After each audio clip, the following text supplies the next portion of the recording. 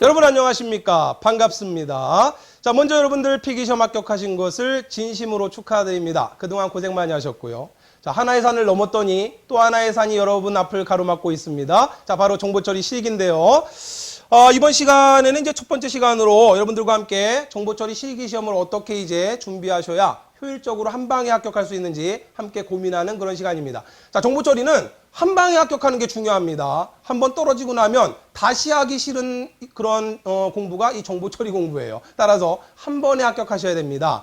자, 이번 오리엔테이션 강의에서 물론 본 강의에 대한 그러한 홍보나 이런 것들은 저 뒤쪽에서 할 테니까 여러분들 지금부터 계속 어떻게 시험을 효율적으로 준비하셔야 되는지 제가 오랫동안 강의를 해왔기 때문에 그러한 방법을 잘 알고 있어요. 그걸 여러분들과 함께 고민하는 시간이니까 여러분들 이 오리엔테이션 강의 끄지 마시고 마지막까지 함께 잘 들어주시길 바라요.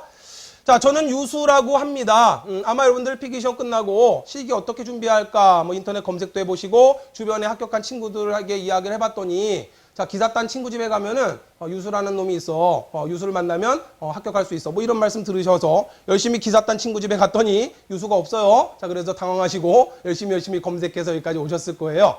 자, 잘 찾아오셨고요. 제가 이 OT 강의 찍기 전에 계산을 해보니까 정보처리 강의를 제가 지금 18년째 강의를 진행하고 있습니다. 자, 온라인 강의는 15년째 진행을 하고 있고요. 자, 지금은 이제 오프라인 강의는 하지 않고 온라인으로만 여러분을 만나고 있습니다. 계산을 해봤더니 지금 2014년 현재 유료 수강생만 5만 명이 넘었고요. 가장 많은 정보처리 수강생을 보유하고 있고 합격자를 배출했다라고 감히 여러분들께 말씀드립니다. 자, 대한민국에서 적어도 정보처리 시험에 대해서만큼은 어떻게 준비를 하셔야 효율적으로 합격하실 수 있는지 제가 가장 잘 알고 있다라고 감히 자부합니다. 지금부터 어떻게 여러분들이 시험을 준비하셔야 되는지 그 노하우를 말씀드리도록 할게요. 자, 첫 번째로 정보처리 실기시험에 대해서 살펴보도록 하겠습니다. 자, 일단 시험 자체가 어떻게 구성되고 어떻게 시행되는지는 알고 시험장에 가셔야 되겠죠. 그죠? 자, 5과목으로 구성이 됩니다. 산업기사와 기사가 시험 시간이 조금 달라요. 2시간 반, 기사는 3시간입니다. 시간은 부족하지 않아요. 뭐 지금까지 정보처리 기사, 산업기사, 실기 시간이 부족해서 떨어졌어요 하시는 분들은 거의 못 봤어요. 시간은 충분하고요. 자, 총 5과목입니다. 필기하고 과목 수는 똑같아요. 자, 그런데 과목당 4문제 내지 6문제 정도가 출제가 돼요. 그래서 과목당 배점도 좀 다릅니다. 좀 이따 살펴볼 거예요. 자, 40개의 보기 중에 선택을 합니다. 객관식이죠. 선택하는 거니까 객관식인데 저는 이걸 주관식 비스무리 객관식이다 이렇게 이야기를 합니다. 자, 우리 필기에서처럼 4개 중에 하나를 고르는 게 아니라 보기가 무려 40개가 있어요. 40개의 보기 중에 정답을 찾아서 OMR 카드에 마킹하는 그런 시험이에요. 자, 잠시 뒤에 OMR 카드도 함께 살펴볼 거고요. 자, 평균 60점 이상 합격한다라고 하는 거 필기시험과 동일한데 과락이 없다라고 하는 게 틀려요. 달라요. 자, 과락이 없다.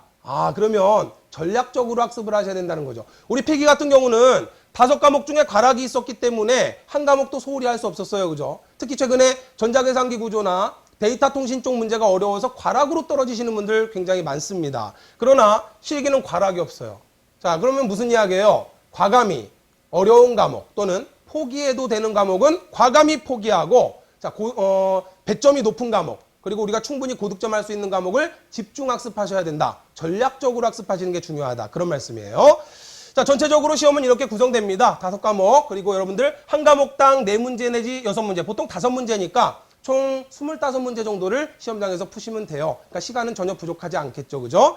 자, 40개 보기 중에 하나를 선택한다라고 하는 거 60점 이상이면 합격이고 과락이 없다더라. 이것을 꼭 기억해 두시길 바라요.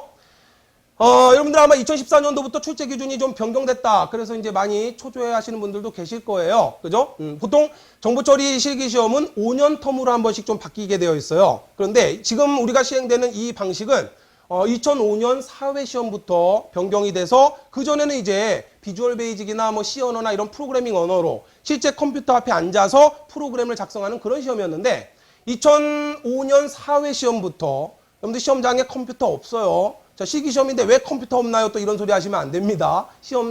컴퓨터 없고 필기시험과 똑같이 시험지 나눠주고 OMR 카드 나눠주고 필기와 똑같이 시험을 봅니다. 아시겠죠? 필답형 시험이에요. 자, 이 시험이 2014년도부터 좀 출제 기준이 바뀌었다라고 해서 괜히 여러분들 겁먹으실 필요 없어요. 자, 결론부터 말씀드리고 설명드릴게요. 바뀐 건 없다. 전혀 없습니다. 바뀐 건 없고 인력공단의 판단은 그런 것 같아요. 지금 구축되어 있는 정보처리 실기시험의 이 커리큘럼이 상당히 잘 구축되어 있다라고 생각하는 것 같고 제가 보기에도 그렇습니다. 과목 구성을 상당히 잘했다라고 저는 생각을 하거든요. 자, 그래서 굳이 이걸 변경할 필요 없이 당분간 2016년 정도까지는 더 가도 되겠다. 그래서 결국 바뀐 건 뭐냐면 제목만 바꿨어요. 과목명만 바꿨고 범위라든지 출제되는 방식이라든지 또는 배점이라든지 이러한 것들은 전혀 바뀐 게 없다. 그러면 결론은 뭐냐면 바뀐 건 아무것도 없다. 단지 과목명만 바뀌었다. 이렇게 생각하시면 됩니다. 괜히 이거 복잡하게 오래 설명드릴 이유가 없어요. 아까 OT 강의 먼저 찍었는데 괜히 이거 길게 설명드렸어요. 바뀐 거 없습니다. 아시겠죠? 과목명만 바뀌었다. 그러면 과목명이 어떻게 바뀌었느냐 함께 살펴볼게요. 자, 알고리즘이라고 하는 과목이 있었어요. 자, 여러분들 필기 준비하시면서 뭐 알고리즘 이런 말 들어보셨는지 모르겠어요. 이 정보처리 실기가 어렵다라고 하는 이유가 알고리즘이라고 하는 과목이 생소하기 때문에 여러분들 굉장히 어렵다라고 느끼시는데 그래서 여러분들 공부하시다가 뭐 알고리즘 아우 토 나와 막 이런 공부하시다 보면 그런 생각 드실 거예요. 그래서 실제로 이전에 수강하신 분들이 알고리즘 막 너무 어려워요. 아이고 그래서 알고리즘이라고도 합니다. 인력공단에서 그걸 들었는지 과목명을 길게 늘려버렸어요. 너무 길어요. 어플리케이션 설계 및 개발. 이게 무슨 이야기냐. 여러분들 어플리케이션이 뭐예요? 응용 프로그램이잖아요. 그죠? 이걸 줄여서 이제 스마트폰에서 돌아가는 응용 프로그램을 우리는 어플이라고 줄이고 그것도 또 줄여서 앱이라고도 줄이잖아요. 그죠? 자, 따라서 응용 프로그램을 설계하고 개발한다라고 해서 어플리케이션 설계 및 개발이라고 제목을 더럽게 길게 늘려놨어요. 그런데 결론은 뭐냐? 앞서 말씀드렸죠? 똑같은 거예요. 제목만 바꾼 거예요. 프로그램을 설계한다라고 하는 거는 자, 내가 어떤 순서로 프로그램을 짤 거냐 이걸 설계하는 거죠. 그 설계하는 과정을 뭐라 그래요? 알고리즘을 짠다라고 이야기하는 거죠. 그리고 그러한 알고리즘의 결과를 눈으로 보이게 만든 게 뭐예요? 순서도라고 하는 거잖아요. 순서도. 자, 그래서 순서도라고 하는 과목, 순서도라고 하는 그림을 가지고 우리가 실제 문제를 푸는 겁니다. 자, 따라서 과목명만 바뀌었지 하나도 변경된 건 없다.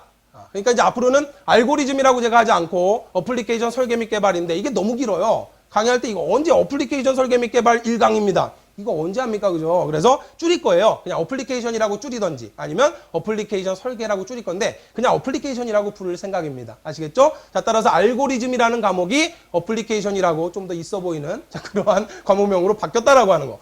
자, 두 번째 데이터베이스 실무라고 하는 과목이었는데 이것도 또 늘렸습니다. 데이터베이스 설계, 구축 및 관리. 일반적으로 이제 비전공자이신 분들이 데이터베이스 줄이면 DB 이렇게 줄이시는데 영어로 그냥 줄이면 DB 아니에요. 그죠? 일반적으로 DB 이렇게 불러요. 자, DB 설계, 구축 및 관리. 가만히 생각해 보세요. 데이터베이스 실무다. 데이터베이스를 설계하고 데이터베이스를 만들고 데이터베이스를 관리한다. 아니, 실무라고 하는 게 결국 설계하고 그리고 만들고 관리하는 거 아닙니까? 뭔가 변화는 줘야 되는데 이걸 바꾸자니 너무 지금 커리큘럼이 잘 짜져 있으니까 그냥 제목만 바꾸자라고 해서 제목만 바꿔버린 거예요. 데이터베이스 실무가 곧 데이터베이스 설계하고 구축하고 관리하는 거예요. 따라서 과목명만 바뀌었다. 나오는 내용, 그 다음에 방식, 범위 똑같다라고 보시면 됩니다. 아시겠죠? 자, 세 번째 업무 프로세스라고 하는 과목이에요. 말 그대로 이제 우리 업무가 어떠한 과정을 통해서 업무가 처리가 되는지 그러한 과정 이런 것들 연구하고 공부하는 겁니다. 굉장히 광범위한 과목이죠. 자, 업무 프로세스라고 하는 과목도 역시 똑같은데 제목만 늘렸어요. 업무 프로세스 재설계 수행이라고 늘려버렸어요. 결국 또 뭐가 다르냐? 똑같다. 그죠? 변한 건 없다. 제목만 바꿨다 이 소리입니다. 자, 그 다음 네 번째 과목은 신기술 동향으로 바뀌지 않았습니다. 최신 IT와 관련된 신기술과 관련된 용어들에 대해서 묻는 그런 시험이고요. 자, 마지막 전산영어라고 해서 영어 싫어하시는 분들 그러나 전산영어가 어려운 문제 나오는 게 아니고 컴퓨터와 관련된 영어 가로 채워넣기가 문제로 출제가 됩니다. 자, 따라서 이렇게 5과목으로 구성이 됩니다. 자, 지금까지 변경된 명칭 5과목을 쭉 정리해보면 자, 첫 번째 어플리케이션 설계 및 개발, 두 번째 DB 설계 구축 및 관리, 세 번째 업무 프로세스 재설계, 네 번째 신기술 동향, 다섯 번째 전산영어 실무. 야, 정보처리 실기 시작하기도 전에 과목명 외우기도 힘듭니다. 그죠? 자, 따라서 이거 너무 길어요. 그냥 우리 줄여서 어플리케이션 또는 그냥 알고리즘이라고 부를 거예요. 아시겠죠? 자, 그 다음에 두 번째 데이터베이스라고 그냥 부를 겁니다. 세 번째 업무 프로세스, 네 번째 신기술, 다섯 번째 전산영어. 제가 강의에서는 이렇게 줄여 부를 거니까 어플리케이션이다 라고 하면 알고리즘 과목 말하는구나. 데이터베이스, 그 다음 업무 프로세스, 신기술, 전산영어. 저는 이렇게 줄여서 부르도록 할게요. 자, 옆에 배점을 좀 잘 보셔야 됩니다. 유심히 보시면 어플리케이션 설계 및 개발 알고리즘이라고 하는 이 과목이 배점 30점이에요. 데이터베이스 30점, 업무 프로세스 20점, 신기술 동향 10점, 전산영어 10점. 자, 그러면 딱 눈에 보이죠. 앞서 제가 뭐라고 말씀드렸냐면 정보 처리 실기는 전략적으로 학습을 하셔야 된다라고 말씀을 드렸습니다. 그러면 딱 봐도 여러분이 자, 지금부터 열심히 준비하셔야 되는 두 과목 뭐가 될까요? 그렇죠. 어플리케이션 설계 및 개발, 알고리즘이라고 하는 이 과목과 데이터베이스라고 하는 이 두 과목을 집중 학습하셔야 돼요. 정보 처리 실기 시험은 이 알고리즘, 어플리케이션 설계 이 과목과 데이터베이스라고 하는 이 두 과목을 정복을 하느냐 못하느냐로 당락이 결정되는 겁니다. 일부 이제 강의나 이런 거 보면은 이제 이쪽이 좀 어려워졌으니까 업무 프로세스 열심히 공부해야 됩니다라고 이야기하는 경우가 있는데 말도 안 되는 소리예요. 여러분들 생각을 해보세요. 업무 프로세스라고 하는 과목 물론 배점 높아요. 20점입니다. 중요한 과목이지만 업무 프로세스라고 하는 과목은 엄청나게 범위가 넓어요. 어떤 일이 처리되는 과정은 모두 업무 프로세스입니다. 그 과정에 대해서 출제가 되는 거기 때문에 그렇다 해서 업무 프로세스 열심히 준비해야 됩니다라고 했는데 딱 보면 강의는 4개, 5개밖에 없어요. 이게 강의 4개, 5개로 적중할 수 있는 그런 정도의 그런 내용이 아닙니다. 따라서 업무 프로세스는 실제로 준비하시기가 어려워요. 제 말씀 잘 들으세요. 여러분이 지금부터 목매달고 공부하셔야 될 두 과목은 어플리케이션 과목, 알고리즘 과목하고 데이터베이스 설계 두 과목이에요. 거기에 신기술 동향. 자, 어플리케이션, 데이터베이스, 신기술 동향 이 과목 공부하시는 거예요. 업무 프로세스 공부 안 합니다. 전산영어 공부 안 합니다. 포기하시는 거예요. 자, 이제 그런 생각 드실 거예요. 아니, 뭔 놈의 강사가 강의 들으러 왔더니 포기하라는 이야기나 하고 저게 무슨 소리야, 저게 강사야? 이런 생각하시는 분들. 현실을 말씀드리는 거예요. 우리는 60점으로 정보처리 기사산업기사를 효율적으로 한 방에 합격하는 게 지금 목표입니다. 그죠? 그런데 물론 나는 IT 쪽에 뜻이 있고 이 모든 것들을 학문적으로 열심히 공부하고 싶다. 그러시면 다 하셔야 되죠. 10년 공부하셔도 만점 받기 힘들어요. 장담합니다. 이 업무 프로세스라고 하는 이 과목, 이쪽 전공하신 분들은 무슨 말씀인지 아실 거예요. 이게 한두 개 강좌, 몇 개 강좌로 이게 적중될 수 있는 과목도 아닐 뿐더러 아무리 거기서 문제에서 강의에서 나왔다 할지라도 실제 문제에서 그거를 적용할 수가 있느냐? 어려워요. 어차피 우리는 60점 이상이면 합격이기 때문에 배점 높은 알고리즘, 어플리케이션 이 과목하고 데이터베이스 설계라고 하는 이 두 과목에서 만점을 못 받더라도 자, 두 과목 만점 받으면 60점이죠. 나머지 과목 빵점 맞아도 합격이에요. 그러나 이 두 과목을 만점 받게끔 인력공단에서 주지는 않아요. 최근에 출제 동향은 알고리즘이 좀 쉬워요. 이건 거의 30점. 제 강의 제대로 들으신 분들은 최근에 몇 년 동안 거의 대부분 30점 만점 받으세요. 실제로 그랬어요. 알고리즘은 30점 만점 받으시는데 최근에 이 데이터베이스 쪽이 좀 어렵게 나와요. 그래서 데이터베이스 쪽은 한 문제 내지 두 문제 정도 틀리시는 경우가 있어요. 그러면 잘 보세요. 제가 여러분들께 현실을 말씀드리는 거예요. 여러분이 실제 시험장에서 여러분이 받을 수 있는 점수는 저와 함께 열심히 공부했다고 가정할 때 알고리즘은 만점이에요. 무조건 이건 만점 받아야 돼요. 근데 두 번째, 데이터베이스 설계 과목이 하나 정도 틀리면 한 문제당 6점이니까 하나 틀리면 24점 됩니다. 두 개 틀리면 18점이 되겠죠. 그죠? 그러면 만약에 데이터베이스를 5문제 중에 한 문제 틀렸다라고 하면 24점이에요. 두 개 합치면 몇 점입니까? 30점, 24점 합치면 54점 아닙니까? 나머지 세 과목 40점 중에 6점만 맞으면 합격이기 때문에 이 정도만 딱 맞아주면 이 과목 공부 안 했다 할지라도 대충 찍어서 어느 정도만 맞아줘도 한두 문제만 잘 맞춰준다면 충분히 합격할 수 있는 점수예요. 54점이니까. 그런데 데이터베이스 5문제 중에 2문제 틀려서 3문제 정도 맞았다면 18점이 되기 때문에 자, 30점, 18점 더하면 48점 아닙니까? 그럼 나머지 과목에서 12점 정도 득점을 해야 되는데 최근에 인력공단에서 시험 문제의 난이도를 뭐로 조절을 하냐면 업무 프로세스 과목으로 난이도 조절을 해요. 무슨 소리냐면 업무 프로세스는 4문제가 나와요. 4문제니까 한 문제당 배점이 5점입니다. 그런데 4문제 중에 한 문제는 무조건 거저줘요. 이거는 그냥 공부 전혀 안 하고 가도 중학생 수준의 독해 능력만 있으면 업무 프로세스 문제 쭉 읽다 보면 그 옆에 답이 있어요. 그냥 보면 답 나올 수 있는 조금만 분석해 보면 답 나오는 문제로 한 문제는 거저줘요. 그러면 난이도 조절을 어떻게 하냐면 이 거저주는 문제를 만약에 2문제로 주면 이 시험은 이제 쉬운 시험이에요. 그러면 합격률이 확 올라갑니다. 왜냐하면 여기서 어차피 한두 문제 데이터베이스에 틀렸다 할지라도 여기에서 두 문제 거저져 버리면 10점 그냥 맞기 때문에 여기서는 찍어서 한 문제만 맞아도 합격이거든요. 현실이에요, 이게. 그런데 만약에 인력공단에서 난이도 조절을 좀 해야 되겠다라고 하면은 거저 맞는 문제를 한 문제로 줄여버려요. 그리고 나머지 세 문제는 전문적인 지식이 있어야 풀 수 있는 그런 용어를 출제합니다. 그러면 여기서 한 문제밖에 못 맞으면 5점 아니에요. 그럼 잘 보세요. 이게 이제 현실 점수입니다. 자, 그러면 실제 점수가 어떻게 될 거냐? 알고리즘 30점이죠. 그죠? 자, 여기에 이제 두 가지 변수가 있어요. 데이터베이스 3개 틀렸다. 이게 힘들어져요. 데이터베이스 하나 틀렸다라고 하면 20이 아니라, 그렇죠. 24점이 되죠? 그 다음에 두 개 틀렸다라고 하면 18점이 되잖아요? 그러면 30에 24점 더하면 54점 아닙니까? 여기에 만약에 이렇게 출제해버리면 어떻게 하냐면 이 업무 프로세스를 어렵게 출제합니다.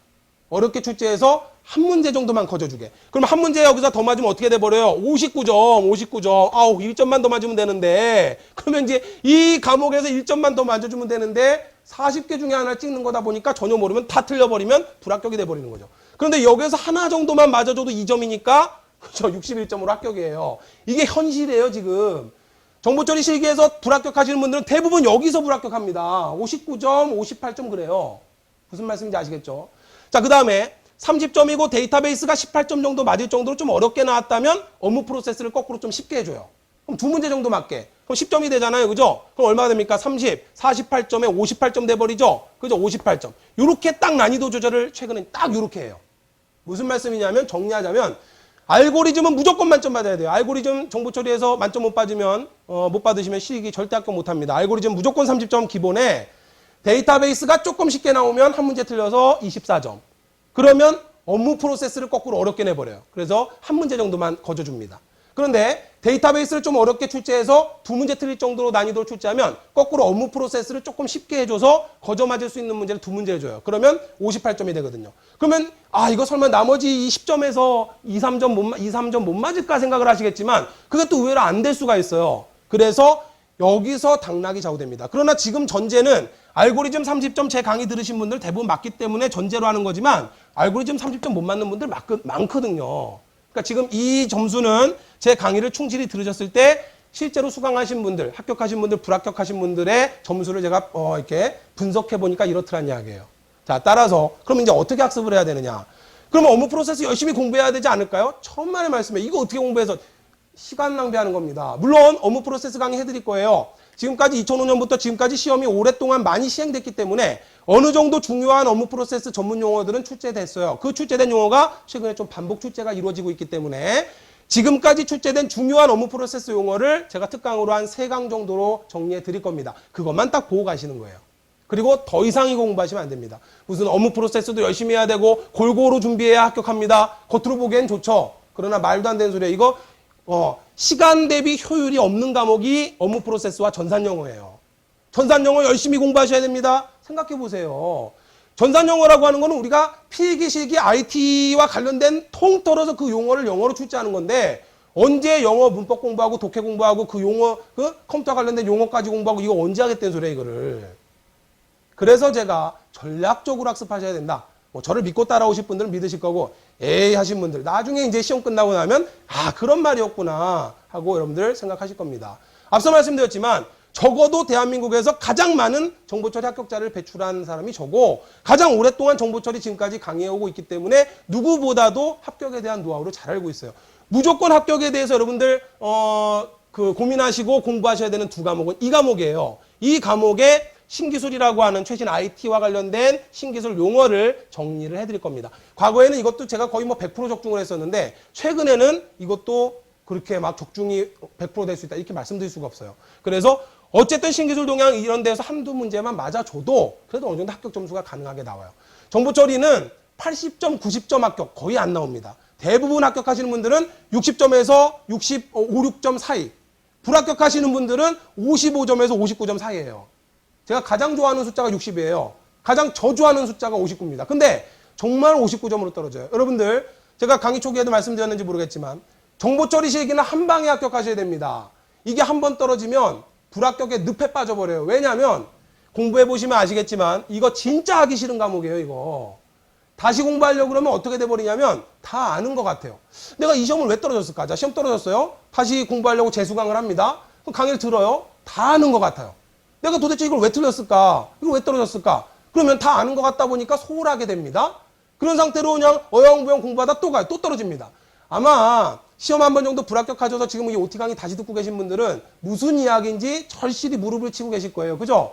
무조건 이거 한 번에 합격하고 끝내버려야지. 이거 두 번 준비하려면 특히 이 알고리즘 진짜 하기 싫은 과목이에요. 아시겠죠? 자, 따라서 한 번에 합격하시려면 제 말씀을 믿어주셔야 됩니다. 지금 뭐 제 강의 들어달라는 이야기가 아니잖아요. 여러분 합격하시는 방법을 제시해드리고 있는 거니까 다른 강의를 듣든 독학으로 공부하시든 제가 드리는 말씀대로 공부를 하세요. 알고리즘하고 어플리케이션 설계라고 하는 이 과목하고 데이터베이스 설계 이 두 과목을 집중 공부하시고 그 상태에서 신기술까지만 공부하세요. 그리고 업무 프로세스는 기출된 용어, 지금까지 기출된 용어 중에 중요한 업무 프로세스와 지식이 있어야 되는 그 용어들, 그것들만 정리하고 가세요. 아시겠죠? 오케이, 됐습니다. 자, 그러면 계속해서 기출문제가 도대체 어떻게 출제되는지 우리 이제 알고 공부를 하셔야 될 거 아니에요. 그죠? 자, 실기 기출문제가 어떻게 출제되는지 살펴볼게요. 자, 첫 번째 제1과목은 어플리케이션 설계 및 개발. 너무 길어요. 줄여서 어플리케이션 또는 알고리즘 과목입니다.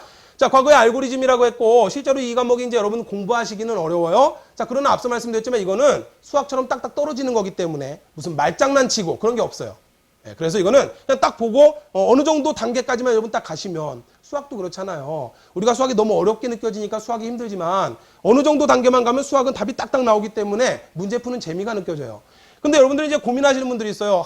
나는 태생이 문과 체질이라 수학 싫어하는데 전혀 수학하고 관련 없는 겁니다.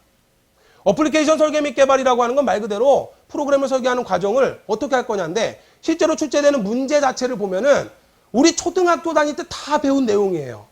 예를 들면 좀 여러분들 뭐 무시하는 것 같지만 그게 아니라 약수 구하기, 그 다음에 무슨 뭐 순위 구하기, 그 다음에 우리 뭐 필기에서 공부했던 뭐 선택 정렬, 뭐 이런 거 버블 정렬 어려운 게 요거예요. 그 다음에 무슨 뭐 소수와 관련된 내용 이런 것들입니다. 그냥 우리 초등학교 때 배운 그 내용인데 다 아는 거예요. 우리가 머릿속에 이미 다 있는 건데 그것을 컴퓨터로 옮기기 위해서 어떤 논리적 순서로 프로그램을 짜야 되느냐 이걸 설계하는 게 어플리케이션 설계, 다시 말하면 알고리즘입니다. 제가 온라인 강의 시작하면서 2005년도 그 이전부터 항상 이 유수가 주장했던 게 대한민국 초등학생들에게 알고리즘 가르쳐야 되고 프로그램 가르쳐야 된다. 쓸데없이 무슨 방과후 활동이라고 애들한테 포토샵 가르치고 워드 가르치고 자격증 가르치고 그럴 게 아니라 정말 아이들에게 알고리즘과 프로그래밍 코딩을 가르쳐야 된다라고 벌써 한 10몇 년 전부터 주장을 해왔습니다. 아무도 듣지 않았지만 자, 최근에 미래창조과학부에서 발표했죠. 그죠? 초등학생들이 이제 프로그래밍 그 교육을 시작하겠다. 늦은 거예요. 진작에 했어야 되는 거예요. 이제 여러분들 이 1과목을 공부하시다 보면 여러분들 아마 이제 주부분들도 계실 거고 또는 뭐 비전공자분들이 많으실 거예요. 또는 이제 개발자분들도 최근에는 시험 많이 보시죠. 왜냐하면 개발자 인증 받으셔야 되니까. 그래서 아마 개발자인 분들도 많으실 겁니다. 나는 10년차 개발자인데 뭐 이 정도야 그냥 풀겠지. 당연히 쉽게 푸실 수 있겠지만 그래도 또 의외로 또 좀 어렵게 나오면 어려울 수 있으니까 너무 또 우습게 보지 마시고 문제 또 많이 또 풀어보셔야 됩니다. 자, 이 어플리케이션 설계라고 하는 건 정말 필요한 과목이에요. 그래서 초등학생들, 특히 초등학생들 이 실제 어플리케이션 알고리즘 과목을 초등학생하고 성인하고 놓고 강의를 하면 초등학생이 더 잘합니다. 이게 뭐 성인을 무시해서가 아니라 왜 그러냐면 우리는 너무 오랫동안 잘못된 교육, 암기식 교육만 받아왔어요. 그러니까 여러분은 암기하는 기계예요. 암기는 기가 막히게 합니다. 그죠? 뭐 외우는 거 잘해요. 그런데 조금만 생각해야 한다든지 조금만 논리적으로 사고를 해야 된다라고 하면 싫어져요. 그죠?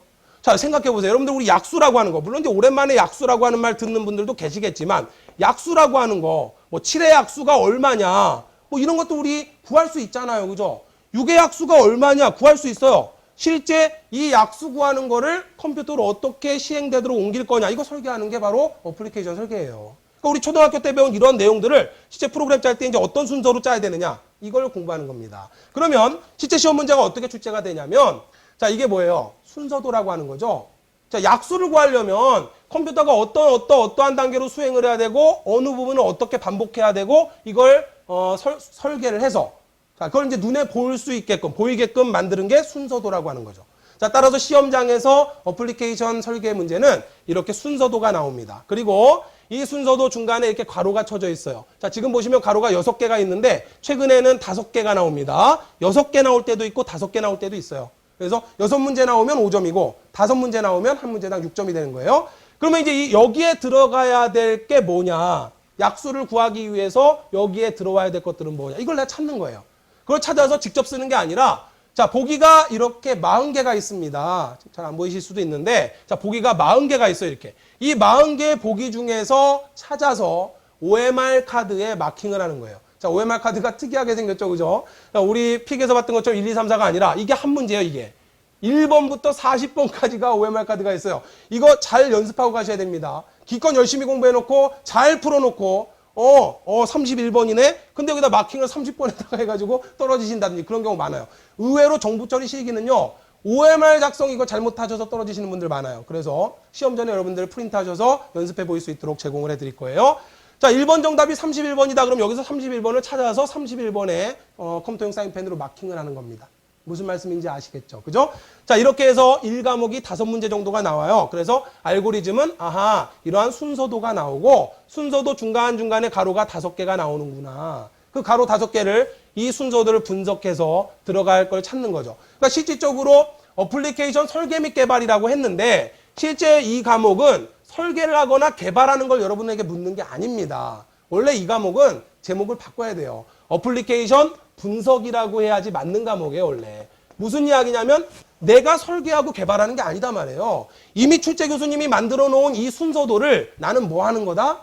분석하는 거다. 따라서 이제 여러분과 제가 공부해야 될 거는 이러한 순서도를 분석하는 과정을 여러분들과 함께 공부하게 되는 겁니다.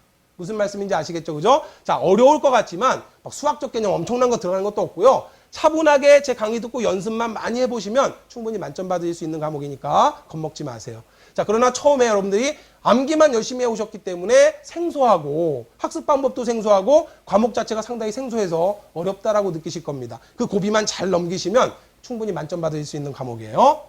자, 그 다음 과목은 이제 데이터베이스 설계라고 하는 과목인데 자, 데이터베이스를 설계하고 구축하고 관리한다. 데이터베이스 실무라고 말씀드렸죠. 그죠?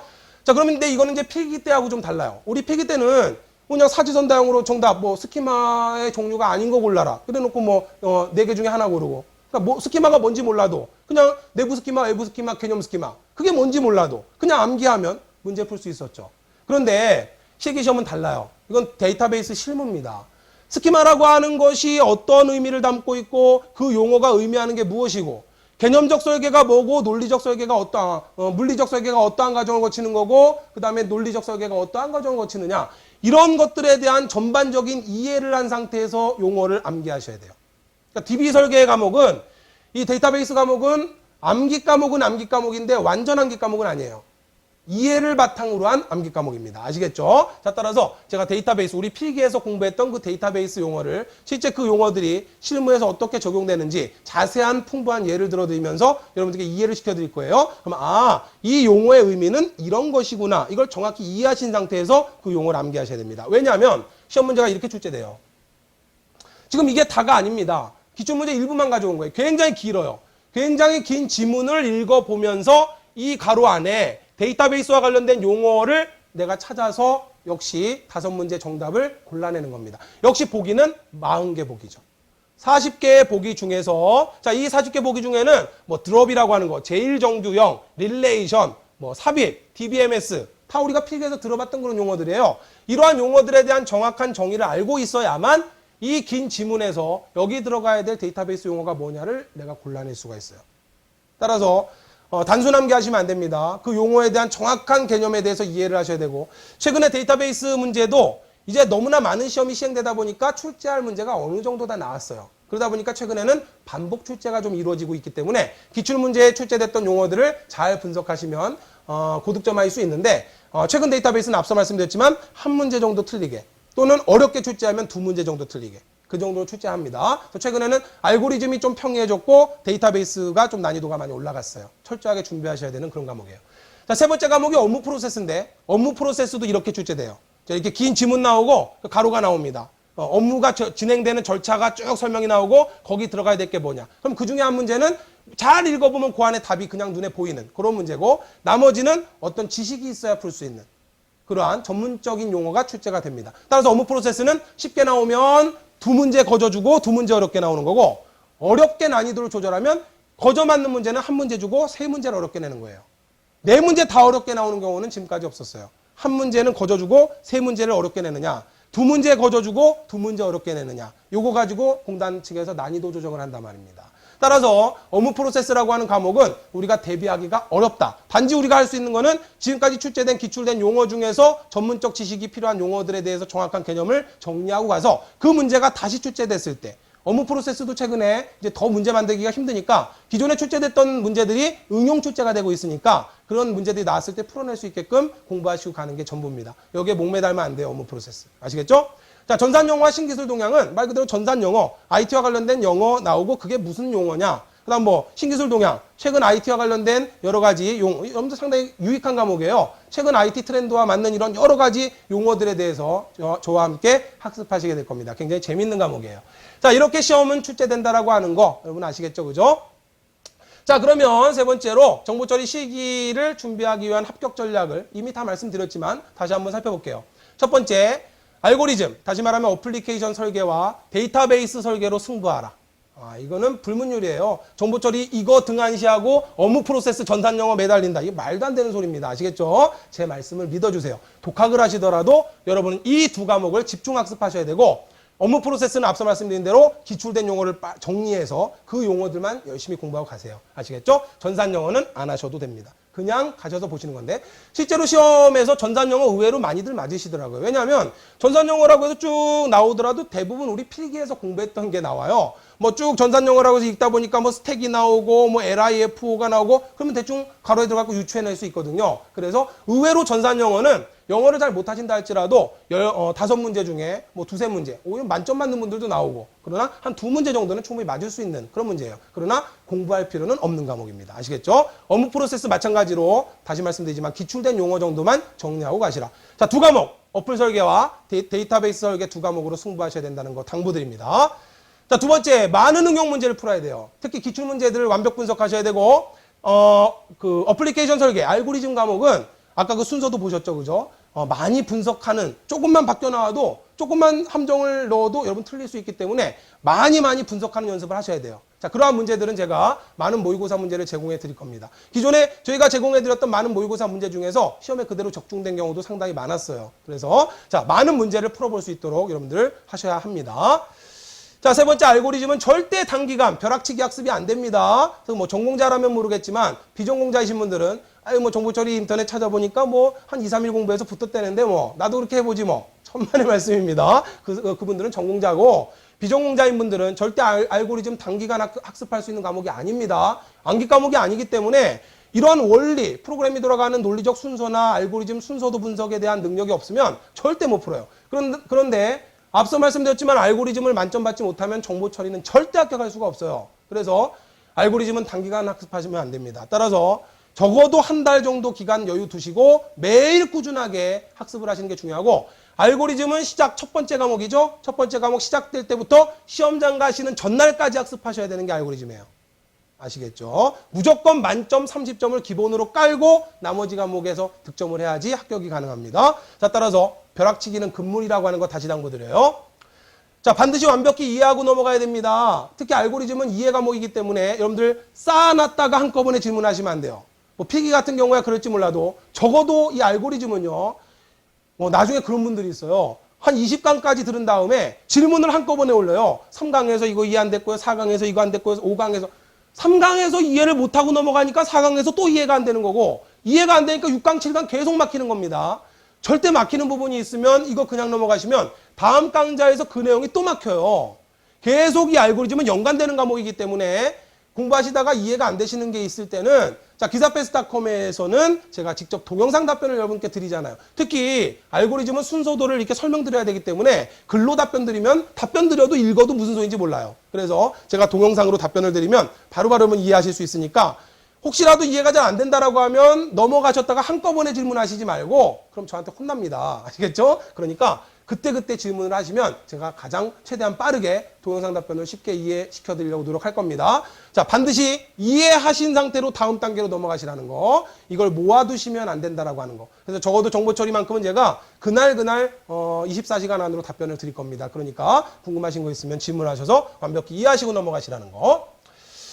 자, 이 정도만 여러분들 지켜주시면 될 것 같고요. 자, 그럼 이제 지금부터는 우리 하이패스 정보처리 기사산업기사 실기 강좌에 대해서 잠깐 홍보하도록 하겠습니다. 자, 우리 강좌 제목은 하이패스로 이름을 붙였어요. 저희 기사패스닷컴에서 제가 강의하고 있는 강좌가 공무원 시험의 컴퓨터 일반 유상통이라고 이름을 붙였어요. 육회, 상회, 통회. 이제 그게 많이 알려져서 유상통 하시다가 이제 제 이름이 유상통으로 알고 계신 분들도 계시고 심지어는 막 저를 뭐 유통 아니냐 이런 분들도 계신데 실제로 그렇게 불러주신 분들이 있어요. 자, 이 정보 처리는 하이패스로 이름을 붙였습니다. 물론 이제 발음상으로 하이패스다라고 하면 우리 고속도로 들어가는 한 방에 통과하는 하이패스. 그 경우는 이제 하이패스죠, 그죠? 근데 우리 하이패스는 높다라는 뜻의 하이예요. 고득점으로 한 방에 패스한다라는 의미로 하이패스라고 저희가 이름을 붙였어요. 자, 고득점으로 2번 하시면 안 됩니다. 우리 고속도로 진입할 때 남들 줄 서 있을 때 한 방에 뻥 뚫려서 나가듯이 하이패스입니다. 한 방에 패스하시는 거예요. 아시겠죠? 자, 이번 강좌는 2014년도에 최신 제작된 지금부터 모든 전 강좌와 전 내용이 새롭게 제작되는 강좌입니다. 당연히 최신 강좌를 들으셔야 되겠죠, 그죠? 아마 인터넷상에 정보 처리 실기 최신 강좌 많지 않을 거예요. 자, 2014년도에 최신 제작된 강의라는 거. 자, 최신 출제 경향 완벽 분석해서 당연히 그러한 것들을 여러분들께 강좌에 녹여드릴 거고, 이전 9강의에서는 본 강좌가 따로 있고, 기출해설 강좌 따로 있고, 모의고사 따로 있고, 전체 강의 보려면 100강 이상 돼야 되는 어마어마한 분량이었어요. 이것을 효율적으로 줄일 겁니다. 본 강좌 안으로 기출문제를 전부 넣어서 불필요한 것들 빼버리고 여러분들이 단시간에 효율적으로 학습할 수 있도록 강좌를 압축해서 구성을 할 거예요. 그래서 최신 출제 경향이 모두 본 강의 안에 들어가서 여러분들 충분히 기출문제를 분석해 보시면서 아, 이렇게 출제되는구나. 그리고 많은 모의고사 문제를 풀어보시도록 제공해서 연습할 수 있게끔 효율적으로 강좌를 압축해서 제공해 드릴 겁니다. 자, 그리고 정보처리 최적의 학습 시스템으로 여러분들 여러 가지 앞으로 이제 수강하시는 분들께 제공을 해드릴 겁니다. 시험 전에 실전 합격 모의고사도 제공해 드릴 거고, 저희가 요약 정리 핸드북도 제공해 드릴 거고요. 여러분들 불편함 없도록 최대한의 서비스를 제공해 드릴 겁니다. 자, 그 다음 동영상 답변 피드백 시스템. 이건 너무너무 중요한 거예요. 뭐 다른 쪽에서 막 흉내도 내려고 하지만 감히 흉내 낼 수 없는. 이건 정말 동영상 답변을 하나하나 드린다라고 하는 거는 그냥 글로 대충 답변 드리면 저야 편합니다. 그러나 앞서 말씀드렸지만 알고리즘 글로 답변 드리면 읽어도 무슨 소리인지 몰라요. 제가 동영상으로 순서도 보여드리면서 답변을 드리면 그냥 바로 이해될 수 있죠. 이러한 과정이 보는 여러분들은 좋지만 답변을 드리는 저로서는 굉장히 힘든 과정이에요. 답변 하나 드리는데 강의 녹음해야 되죠. 자료 준비해야 될 것은 준비해야 되죠. 인코딩 해야 되죠. 서버로 올려야 되고 연결시켜야 되고. 그러니까 흉내를 내고 싶어도 못 내는 거예요. 한두 개 하다가 못 하는 거죠. 그죠? 자, 그러나 가급적 정보 처리 과목만큼은 거의 한 제가 알기엔 90% 정도는 제가 동영상 답변으로 자세히 설명을 드릴 거니까 앞서 말씀드렸지만 궁금하신 거 나중에 미루시면 안 됩니다. 아시겠죠? HD 고화질로 제작될 겁니다. 9강의는 SD 화질이었지만 저희 이거 아마 오리엔테이션 강의 보고 계신 거는 지금 아마 SD 화질로 보이실 건데 여러분들 유료 강의실로 들어오시면 일반 화질 강의가 있고 고화질 강의가 있어요. 따라서 고화질 강의로 전체 화면으로 크게 놓고 보셔도 크게 깨지지 않는 고화질 강의를 보실 수 있을 거예요. 자, 모바일 배속 조절 플레이어가 구비되어 있습니다. 물론 이제 여러분들 공무원 준비하시는 분들은 공무원 강좌 사이트들은 뭐 이런 거 어느 정도 구비가 되어 있지만 정보 처리나 이쪽 IT 쪽 강의하는 사이트들은 아마 저희가 유일한 걸로 알고 있어요. 여러분들 요즘에 이동하시면서 스마트폰으로 강의 많이 들으실 텐데 답답하실 거예요. 그죠? 자, 그러나 저희 기사패스는 자, 모바일 배속 조절 플레이어가 있기 때문에 얼마든지 배속 조절하시면서 자, 이동 중에도 편안하게 수강하실 수 있을 겁니다. 자, 여러분들 스마트폰에서 강의 보시면 자, 스피드를 조절할 수 있는 버튼이 있어요. 그래서 이 어플을 다운받으셔야 됩니다. 저희 모바일 기사패스로 접속을 하시면 자, 저희 모바일 기사패스는 기사패스.com 맨 앞에 M만 붙이시면 됩니다. www 빼고요. m.기사패스.com으로 접속하시면 돼요. 자, m.기사패스.com으로 접속을 하시면 저희 모바일 홈페이지로 접속되실 거고, 자, 모바일 홈페이지로 접속하시면 아마 어플 다운 버튼이 있을 거예요. 설치하시면 배속 조절로 편안하게 이동 중에도 수강하실 수 있을 겁니다. 자, 효율적인 강의를 수강하시는 방법, 자, 공부하시는 순서를 안내해 드릴게요. 자, 1단계로, 물론 제가 안내해 드리는 대로 그냥 따라오시면 되지만, 자, 1단계로 맨 첫 번째 과목 어플 설계, 알고리즘 본 강의를 들으시고, 자, 그리고 이제 워크시트가 제공될 겁니다. 이 워크시트는 여러분들이 그 강의를 듣고 스스로 문제를 푸는 연습을 하실 수 있도록 제공해 드리는 건데, 1강부터 제공되진 않아요. 중간부터. 왜냐면 1강 처음에는 쉬운 내용이기 때문에 연습하고 뭐 할 거 없어요. 중간에 이제 실전 난이도로 들어가면 그때부터 본 강의 들으시고 그 강의와 관련된 응용 문제를 풀어보실 수 있도록 워크시트 제공해 드릴 거니까 본 강의 들으시고 워크시트 문제 푸시고 그러면 이제 알고리즘이 어느 정도 익숙해지실 거예요. 옛날에는 이게 없었어요. 워크시트가. 그랬더니 어떠냐면 열심히 강의 다 들었는데 나중에 모의고사로 딱 넘어가면 이게 막막한 거예요. 문제 푸는 연습을 안 하고 강의만 듣기만 했고 끄떡끄떡 했어요. 근데 막상 문제 보니까 안 풀리더란 이야기죠. 이 갭이 너무나 커요. 그래서 강의를 수강하시면서 문제 푸는 연습을 꾸준히 계속하실 수 있도록 워크시트를 제공해 드릴 겁니다. 따라서 강의 하나 보시고 워크시트로 문제 푸시면서 문제 푸는 연습하시고 이렇게 진행하시면 돼요. 자, 2단계로 이제 알고리즘, 어플 설계 과목의 모의고사를 문제를 푸시면서 데이터베이스 본 강의를 들으시는 겁니다. 병행을 하시는 거예요. 그러니까 알고리즘 어플 설계 과목은 계속 공부하셔야 돼요. 따라서 문제를 계속 풀어보시면서 데이터베이스 본 강의를 들으시고 그 다음 단계로 이제 데이터베이스 모의고사 들어가시면서 기타 과목 수강을 하시면 됩니다. 그럼 모든 과정이 끝나요. 이제 마지막으로 시험 전에는 최근에 이제 기출문제가 반복 출제되고 있기 때문에 기출문제를 다시 한번 철저하게 분석하는 과정을 거치시면 효율적으로 공부하실 수 있을 거라고 믿습니다. 자, 이렇게 해서 여러분들께 안내해 드릴 내용은 다 안내를 이제 해드린 것 같아요. 이제 열심히 공부하시는 일만 남았습니다. 제 강의를 선택해서 여러분이 들어주신다면 열심히 여러분을 합격으로 이끌어 드리도록 하겠습니다. 저희 기사패스닷컴에는 전통이 있습니다. 제가 오프라인에서 강의할 때부터의 전통인데, 제가 콜라를 너무너무 좋아해요. 그래서 여러분이 합격하시면 반드시 저에게 콜라를 하나씩 보내셔야 됩니다. 그래서 전통입니다. 꼭 보내셔야 됩니다. 합격해서 콜라 보내시는 그 순간까지. 근데 여러분들, 에이, 저걸 왜 보내 하시겠지만, 저와 함께 열심히 공부하시고 여러분 고생하셨다면, 합격하시고 나서, 진짜 콜라 보내야지. 그래서 실제로 많이들 보내주고 계세요. 자, 합격해서 콜라 보내시는 그 순간까지 여러분들 화이팅 하시길 바랍니다. 자, 마지막으로, 이런 말씀을 드리고 오리엔테이션 강의를 끝내고 싶어요. 앞으로, 정보처리 실기 준비하시는 과정이 마냥 쉽지만은 않을 겁니다. 고통스러울 수도 있어요. 힘들 수도 있습니다. 자, 우리는 편하게 살아갈 수 있어요. 그렇지만, 자, 이런 말을 제가 좋아해요. 영어로 써 있는 거 잘 보이시는지 모르겠는데, 자, 항구에 정박해 있는 배는 안전합니다. 그죠? 태풍이 몰아쳐도 안전해요. 그렇지만, 그것은 배가 만들어진 목적이 아니라는 거죠.